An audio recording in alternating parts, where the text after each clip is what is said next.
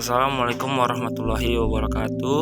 Kami dari Universitas Muhammadiyah Prof. Dr. Hamka atau yang biasa disebut dengan UHAMKA, Fakultas Ekonomi dan Bisnis. Kami dari mata kuliah Sistem Informasi Akuntansi, Prodi D3 Akuntansi, kelas 3R, kelompok 1, yang beranggotakan saya sendiri, Muhammad Dijab Salbari.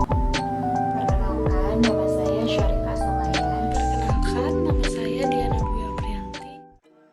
Kami dari kelompok 1 ingin menjelaskan tentang sistem informasi akuntansi dengan bermateri aktivitas sistem pengkajian dan MSDM. Siklus manajemen SDM atau pengajian adalah rangkaian aktivitas bisnis berulang dan operasional pemrosesan data terkait yang berhubungan dengan cara yang lebih efektif dalam pengelola pegawai. Catatan pengajian yang tidak lengkap atau salah tidak hanya mempersulit pengambilan keputusan, tetapi juga dapat mengakibatkan denda dan penahanan. Perusahaan membutuhkan sistem manajemen SDM yang efektif untuk membantu penugasan pegawai yang tepat ke berbagai tugas dan untuk memfasilitasi pegawai perkembangan berkelanjutan atas aset intelektual organisasi. Aktivitas siklus pengajian. Pengajian adalah salah satu aplikasi SIA atau Sistem Informasi Akuntansi yang terus diproses dalam bentuk batch karena pertama, cek gaji dibuat secara periodik, yaitu mingguan atau 2 minggu atau bulanan. Kedua, sebagian besar pegawai dibayar pada waktu yang bersamaan. Memperlihatkan sistem manajemen SDM atau pengajian berorientasi batch seperti yang digunakan di IOA. A. Pembaruan file induk pengajian. Aktivitas pertama dalam siklus manajemen SDM atau pengajian melibatkan pembaruan file induk pengajian untuk mencerminkan berbagai jenis perubahan pengajian, memperkerjakan orang baru, pemberhentian, perubahan tingkat gaji, atau perubahan dalam pengurangan diskresi. Departemen Manajemen SDM memberikan informasi ini. Walaupun pengajian diproses dalam bentuk batch, memperhatikan bahwa Departemen Manajemen SDM memiliki akses online untuk membuat perubahan-perubahan ini pada file induk pengajian. Pemeriksaan edit yang tepat seperti pemeriksaan validitas atas nomor pegawai dan uji kewajaran atas perubahan yang dilakukan. Berlaku untuk semua transaksi perubahan pengajian. B. Perbarui tarif dan pemotongan pajak. Aktivitas kedua dalam siklus manajemen SDM atau pengajian adalah memperbarui informasi mengenai tarif dan pemotongan pajak lainnya. Bagian pengajian membuat perubahan-perubahan ini, tetapi perubahan jarang terjadi.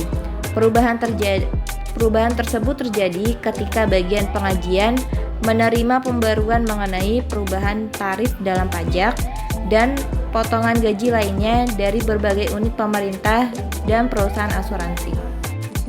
C. Validasi data waktu dan kehadiran. Langkah ketiga dalam siklus pengajian adalah memvalidasi setiap data waktu dan kehadiran pegawai. Informasi ini datang dalam berbagai bentuk, tergantung pada status pembayaran pegawai. Kemudian ada dua, yang pertama skema pembayaran. Bagi para pegawai yang dibayar per jam, banyak perusahaan menggunakan kartu waktu untuk mencatat waktu kedatangan pegawai dan waktu keluar untuk setiap gilirannya. Kartu waktu juga mencantumkan total kerja dalam satu periode pembayaran. Sebagai tambahan, beberapa pegawai penjualan diberi bonus karena dapat melebihi target.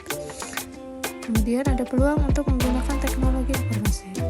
Pemrosesan pengajian dapat dibuat lebih efisien dengan cara mengumpulkan data waktu dan kehadiran pegawai secara elektronis sebagai ganti dokumen kertas. Hal ini dapat mengurangi waktu dan potensi kesalahan yang berhubungan dengan pencatatan, verifikasi, dan akhir memasukkan data waktu serta kehadiran pegawai secara manual. Yang D. Ada persiapan penggajian. Langkah keempat dalam siklus penggajian adalah mempersiapkan penggajian. Departemen tempat pegawai bekerja akan memberikan data mengenai jam yang dihabiskan dan seseorang supervisor biasanya akan mengkonfirmasikan data tersebut. Informasi tingkat gaji file induk penggajian. Yang E. Ada membayar gaji. Langkah selanjutnya adalah pembayaran yang sesungguhnya atas cek gaji ke pegawai. Sebagai besar, pegawai dibayar dengan menggunakan cek atau dengan penyimpangan langsung gaji bersih ke rekening bank pribadi mereka. Tidak seperti membayar secara tunai, kedua metode ini memberikan cara untuk mendokumentasikan jumlah gaji yang dibayar. Selanjutnya ada F, peluang efisiensi. Setoran langsung adalah salah satu cara untuk meningkatkan efisiensi dan mengurangi biaya pemrosesan penggajian. Para pegawai yang dibayar melalui setoran langsung biasanya akan menerima sebuah kopi cek gaji yang menunjukkan jumlah yang disimpan bersama dengan slip gaji. Sistem penggajian tersebut harus menghasilkan serangkaian file simpanan gaji, satu untuk setiap bank tempat setoran gaji dilakukan. Lalu ada G, hitung kompensasi dan pajak yang dibayar perusahaan. Perusahaan membayar beberapa pajak penghasilan dan kompensasi pegawai secara langsung. Perusahaan seringkali memberikan kontribusi atau menanggung keseluruhan pembayaran premi asuransi, kesehatan, cacat, dan jiwa untuk para pegawai.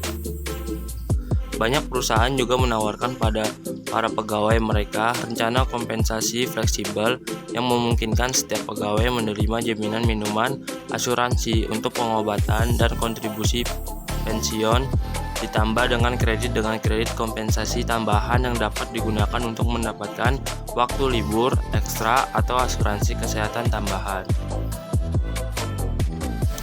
Selanjutnya ada H, keluarkan pajak penghasilan dan potongan lain-lain. Aktivitas terakhir dalam proses penggajian adalah membayar kewajiban pajak penghasilan dan potongan sukarela lainnya dari setiap pegawai. Organisasi harus secara periodik membuat cek atau menggunakan transfer dana secara elektronis untuk membayar berbagai kewajiban pajak yang terjadi. Lalu ada I, pilihan pemrosesan, biro jasa, penggajian, dan organisasi tenaga kerja. Dalam usaha untuk mengurangi biaya, banyak organisasi melakukan outsourcing untuk fungsi penggajian dan SDM mereka ke biro jasa penggajian, memelihara file induk penggajian untuk setiap klien mereka dan melakukan aktivitas pemrosesan penggajian. Sekian dari kelompok kami, kurang lebihnya mohon maaf. Assalamualaikum warahmatullahi wabarakatuh.